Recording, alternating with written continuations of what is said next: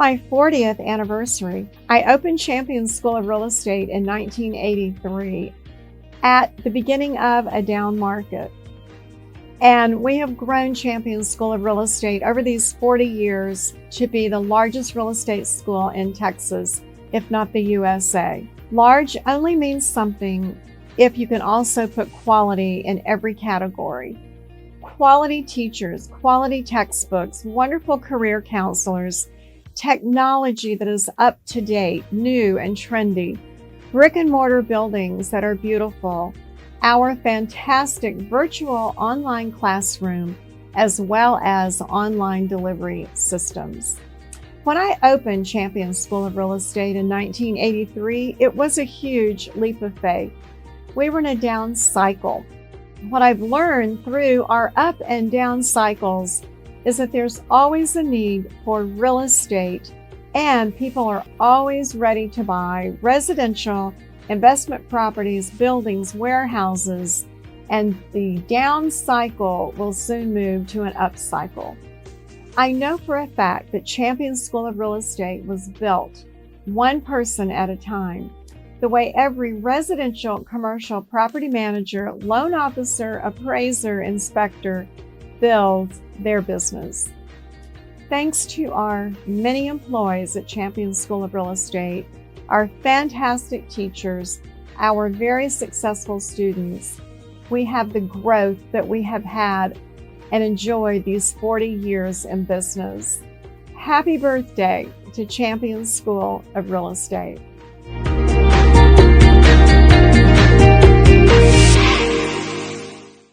Good morning, students. How are you today?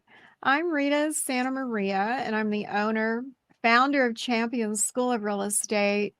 And we at Champions are celebrating 40 years in business this year. I am personally so thrilled, excited, and I want to thank our wonderful students because without your business, we don't have one. And because of your business, we are celebrating 40 years, largest real estate school in Texas, if not the USA. And today I am so very pleased to have one of our champions who's going to be talking about how she got started in real estate and why she's taking all of these designation courses that she's already taken and the benefit that it has given her to do that. So I have Lisa Pregine Lewis.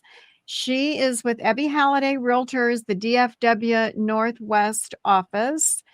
And hello, how are you, Lisa? And you're at our Plano school today. Good to see you. Oh, it's so Hello. great to see you. I'm actually on a break in class right now, so I'm glad that this worked out. And thank you, Rita, for inviting me to do this.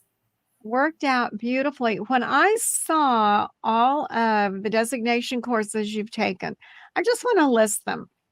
She's taken the pricing strategy, PSA. She's taken the negotiation course, RENE. She has taken the certified home marketing specialist course, which we absolutely love that course. It's on staging. She's taken the MSLG course, the ABR, accredited buyer course, the HFR, the financing course, the NHC, the new home construction course, the SRS, the sellers real estate specialist course, the ALHS, the luxury course. Those are all nationally recognized certifications and or designations. And I just want to personally congratulate you, Lisa. I think that's amazing. Thank you very So much. taking all of those courses, what has all of that done for you? And what Oh, was your wow. purpose? So I'm a true believer that you can never have enough education. And in every real estate transaction, it's going to be different. And in every type of real estate transaction, it's going to be different. And so, how many people would know that on a new home construction that there's 5 different inspections that really should be done? That's something that you learn in that designation class. Who would know that you should not have the color red in a room when you're taking pictures. I learned that in the staging class. There's so many nuggets of knowledge that are specific to each one of those types of clients. And so I just want to be able to best serve my clients. And I felt that that was the way I could do that. Well, you are an absolute rock star, and you are just such a joy to interface with. Our instructors have said so many great things about you. Students love to surround themselves with you because you just have that joy and happiness and great smile. I'm sure your sellers and buyers feel the same way. You just like emit joy. Thank you. And most definitely, you are very educated, and education always gives people self-confidence as well. So, right now, let's just go back to the beginning. Why did you decide to go into real estate? What was that defining moment? Wow. So prior to real estate, I had a concierge business and I kind of was a jack of all trades or a Jill of all trades. And so I would help anybody with whatever they needed. And one of my clients was a realtor by the name of Rita Massey at the brokerage I'm currently at. I helped her out with marketing, ran errands for her. I learned a lot about the business. But the big thing was I saw how happy she was every day. I saw how excited she was about her business and growing. And that's something you don't see in a normal corporate setting. And she would get me excited. And I would find myself coming home and talking with my husband about Rita Massey. And finally, one day he said, well, have you ever thought about being a realtor? And I said, well, kind of. So next thing you know, I'm on the phone with Rini and I asked her, do you think that this is something that I would enjoy? And she said yes. And she immediately scheduled an appointment with the sales leader the next morning. And then I signed up for school. So, and Now, I've never how turned long back since. ago? How long ago was that? That was 6 years ago. 6 years ago. Mhm. And over these 6 years, if you would just take a little bit of time and let us know, what do you feel are Lisa's secrets to success? What do you feel like has really helped you grow your business? I don't know that I could pick one or two things. There's a lot of things. First of all, education. Again, you cannot have enough education.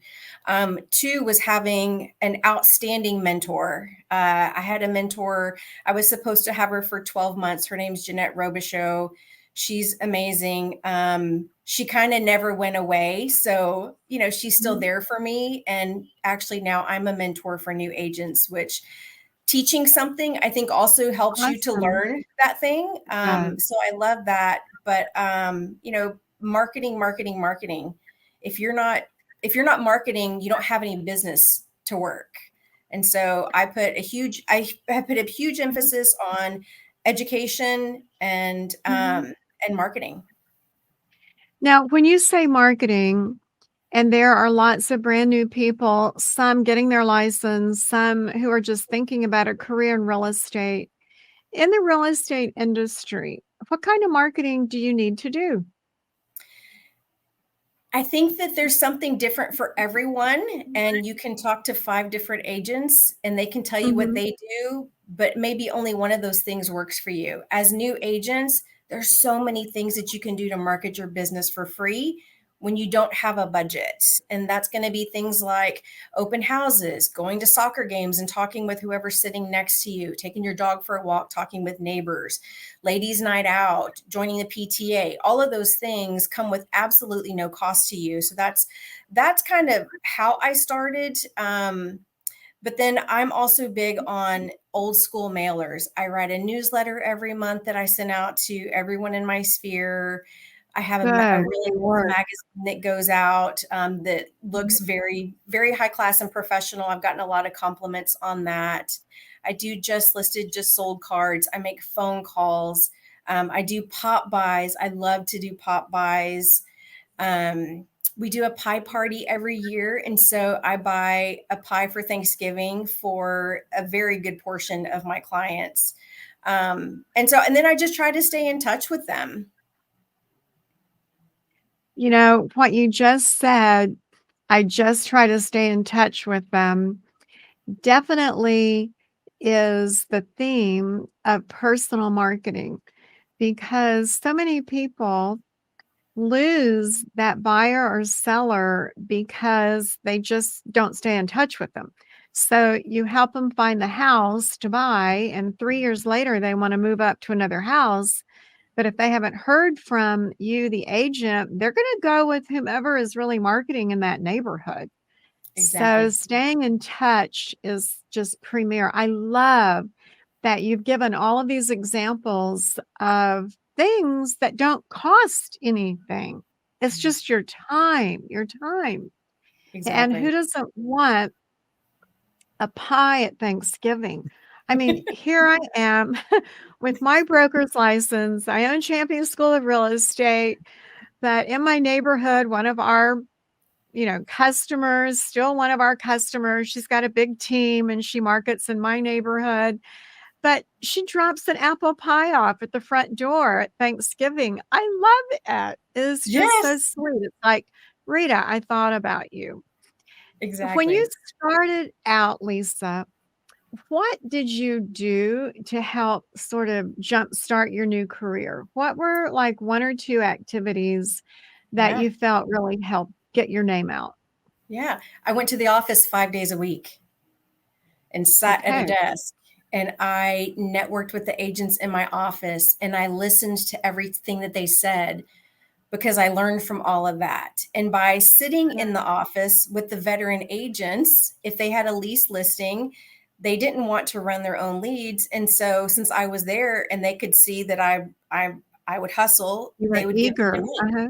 Yes. And so I worked all those leads. Every year that I've been in real estate, I've gotten the award at my brokerage for the most leases, which is funny because that wasn't Oh, even an award until I started. And they just saw wow. that the high numbers and decided that I think, well, we need to have an award for this.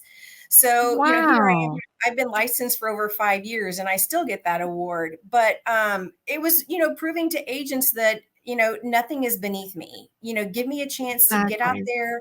I need to meet people. I need to get comfortable opening up lock boxes and opening up doors and being able to confidently speak real estate language. It is a different language, and building those relationships and getting referrals.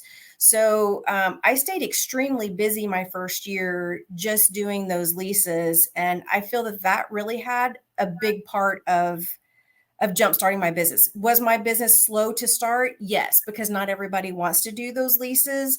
But I feel that it definitely laid the groundwork for me. And so I was okay with starting slow. And my 30 Days to Success workbook that I've had, I just updated it recently.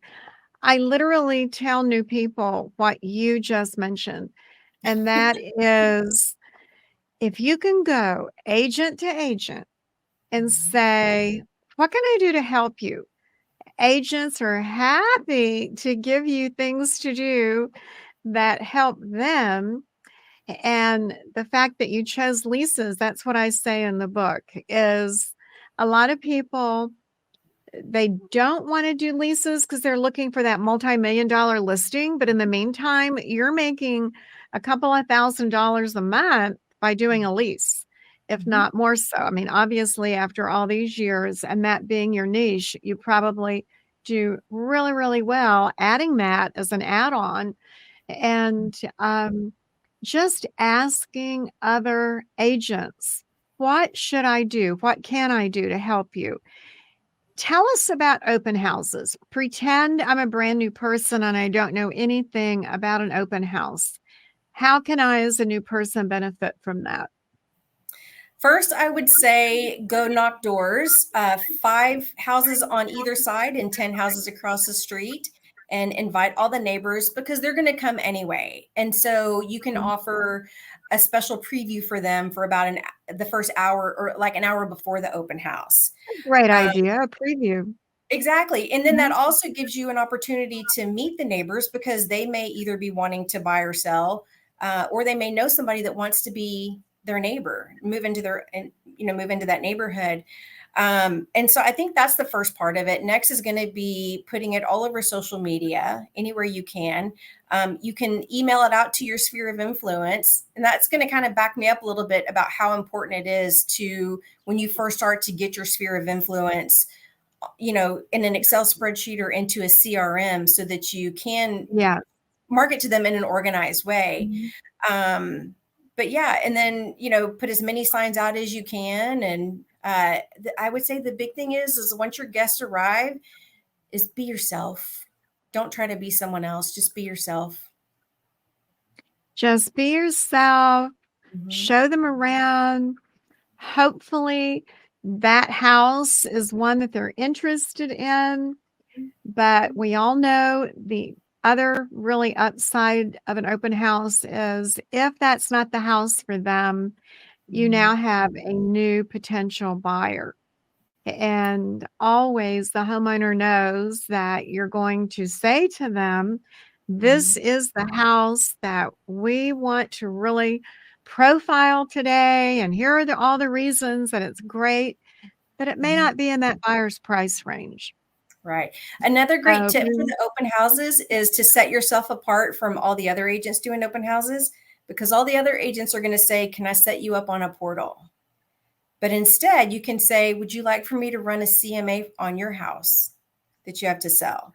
Because then you have an opportunity to actually go to their home. You're offering something completely different than what everyone else is. But then going to their home, you've got a better opportunity to build that relationship. So if you would describe to our new people, what is a CMA? A CMA is a comparative market analysis where you go into the MLS and you intricately find the homes that have sold that are most like your subject property. And then you go in and there's a formula, not really a formula to it, but we have a program that we actually use at my brokerage, and we'll make adjustments. And then we come out with a suggested list price range. And then we kind of talk to our clients about, if you want to be at the higher end, here's some things that I would suggest that you do. If you don't want to do anything, then I would probably recommend that we stay in this lower range and give them the option. So it makes a lot of sense that you're offering at an open house or just when you're meeting someone.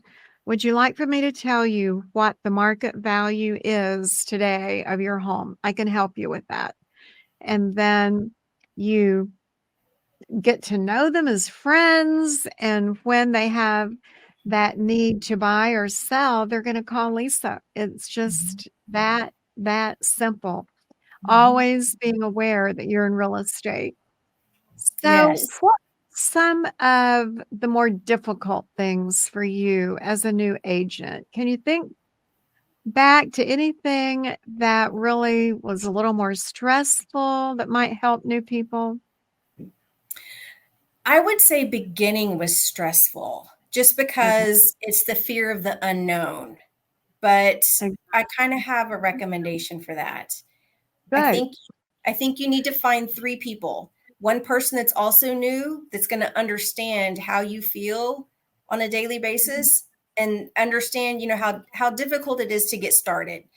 So it's nice to have that person, and you'll be surprised how connected you will get to that person and then remain connected. The second person is going to be an amazing mentor. I think that's imperative. And the third one is going to be an accountability partner, someone that you're going to talk to one day a week for at least 15 minutes. And it does not even have to be someone that's in this industry.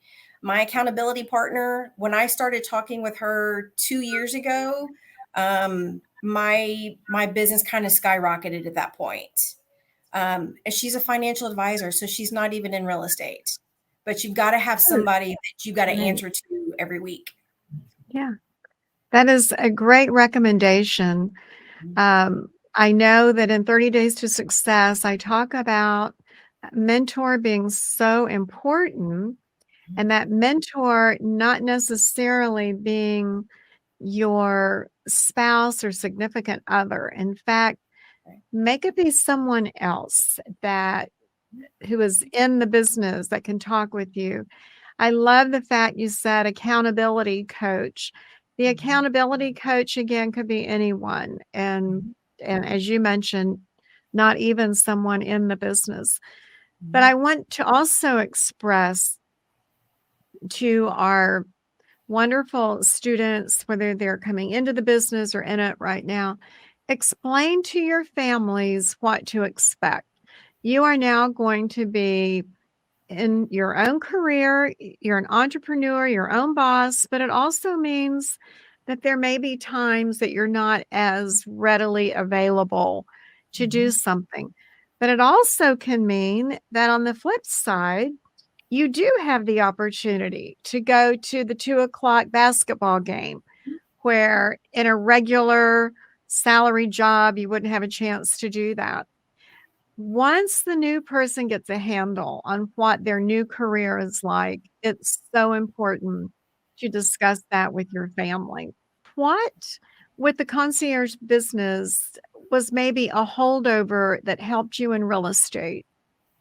So, Anything come to mind? early in my 20s, I was a full-time hairdresser. I had a very successful business.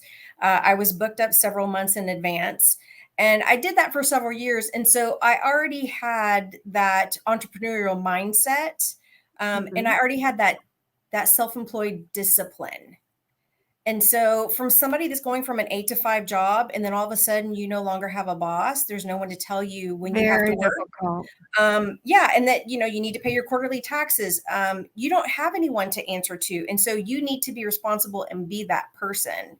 But as far as like, getting into the business and that work-life balance, if you will, it's okay to say you have an appointment, and that appointment may be a soccer game at 6 o'clock on a Thursday night. That appointment may Exactly. be date night on Friday night. So it's okay to not be available. Try not to say, I'm going to my kid's soccer game. Sometimes your clients don't really like it when you say that, but if you tell them you have an appointment, then they understand, and then you can offer a different time. They do, and they're not gonna say, "Well, who is the appointment with?" Because they know that's just not good manners, so we always truly get that across in the marketing class that it's a real upside in real estate because you can be more readily available to your family at different hours by saying that you do have an appointment and they are an appointment. You still use your accountability coach, you still have your mentor. Mhm. So I always ask the question, do you like coaches, someone coaching you in real estate? Do you have a coach? And yet I think you've answered that already, but do you have another outside coach that helps you or not? I don't pay for an outside coach, Uh-huh. but I'm surrounded by a team of people. So it's not just me. I have a lender that I have easy access to that I can ask questions. I have an Mhm. insurance agent, a title company. I'm recently. It's been a year now that I'm on a team, and all three of us have different strengths, and so I rely on them. I rely on my sales leader. I rely on other veteran agents in my office. So. It's not just one person, Love but it. no, I don't pay for coaching. Right. Well, you definitely, from the get-go, found a good person to mentor you. Mhm, And obviously, a mentor is a coach for those that are watching. Certainly, in your offices, you'll have training, and the training person in charge is also coaching you as well. mhm, What made you decide to go into the team concept? Because that is very, very normal that so many agents operate in a team mode. Was mhm. there a particular reason for that that you might want to share, or did it just happen organically? So that's a great question. I'm a very independent person. But the agent that I admire the most, her name is Jeannie Seth. She approached me August of last year and asked me to form a team with her. and then another very important agent in our office. And so at first I wanted to like jump out of my skin and say yes. And I had to kind of dial it back and say, well, let me think about it and make sure it's right for Uh-huh. me and that it's right for both of you as well. And of course, I was very giddy about it. And so I waited a couple of days until I went back to her and said, yes, I do feel this is definitely what I want to do. But one of the reasons why I love that the three of us have come together is because each of us has different strengths, and I feel Mhm. like we fill each other's voids. And so, you know, if I need something, I know which of the two to go to because they're going to have an answer for it, and then they come to me for certain things. So I felt like it was a perfect match. And those are very valid reasons to do it. And so often it is that I can't do everything, and there are Mhm. certain tasks that you enjoy doing, others not as much. The team comes together and everybody gets to do what they really excel in and do Mhm. the best. And when you're doing something you excel in, obviously you're very successful at that. Mhm. So Mhm. congratulations on the Thank you. team. And that is so Thank you. cool that you were so Yes, excited that was a about big it. deal for me. How many hours per week would you say Lisa works on real estate? Wow. I try to stick between 40 and 45. It's not always Monday through Friday. Uh-huh. Just the nature of the business is to be available on the weekends and on evenings. It took me probably at least 2 years before I would allow myself to take off time during the day or to take a day off during the week. And so I would just continue to work evenings and weekends and just work all the time. And so I finally gotten to that point to where I will allow myself to sleep in late one day or go run errands one day because I know that I'm going to be working tonight or this weekend or whatever.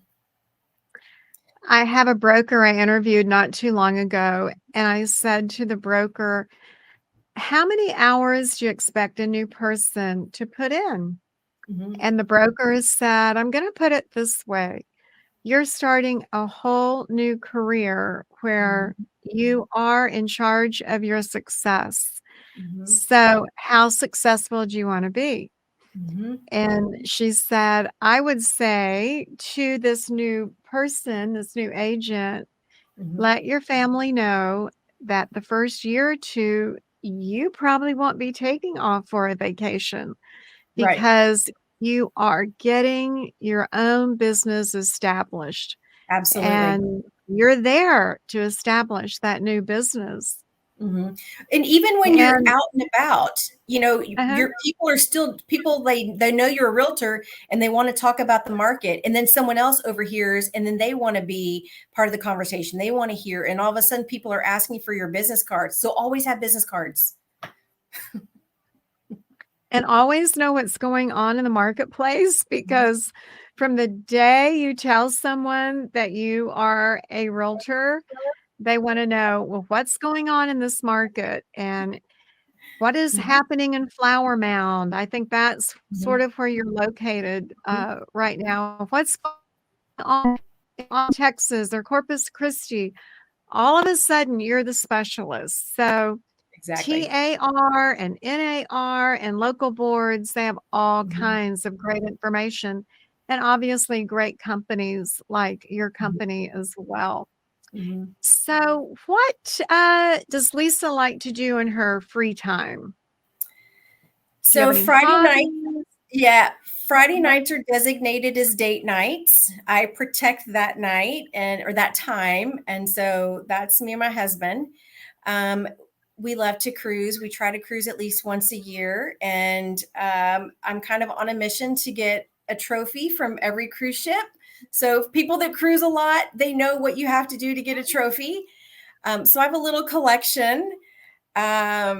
We're season ticket holders to UNT football games. We've been season ticket holders for like 20 years, and so we cheer them Oh, on. You fun, know, no matter how they're doing, we're still going to be there cheering them on. fun. That sounds like a good time. And It most is. definitely, I'm with you with the cruising. I just think it's like the best vacation because you unpack one time and Yes. then off you go. And all the If entertainment's there. You don't have to think about anything. Exactly, and there is entertainment, which is Right. fun. What little bit of advice would you give to a brand new person listening and watching you today? What advice would you give? First, I would say breathe. Yeah. When you Okay. come out of school and then you find your brokerage and Uh-huh, they feed you with all this training, you may feel uh-huh. like you're drinking from a fire hydrant. So Yes. take a deep breath.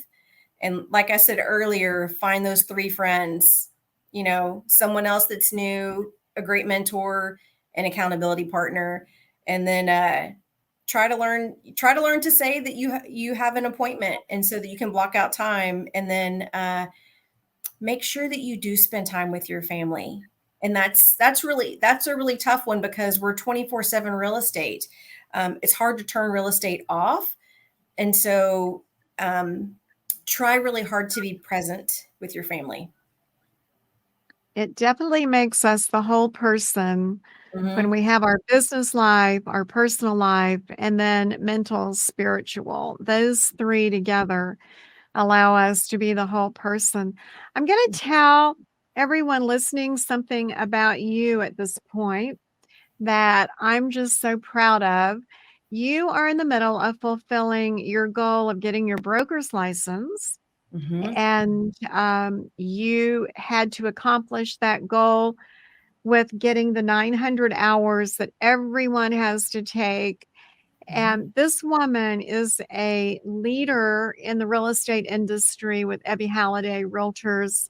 And here she is on a regular basis. She shows up in the classroom, takes courses to keep getting those 900 hours so that at not so far in the future, you will sit and take your broker's exam.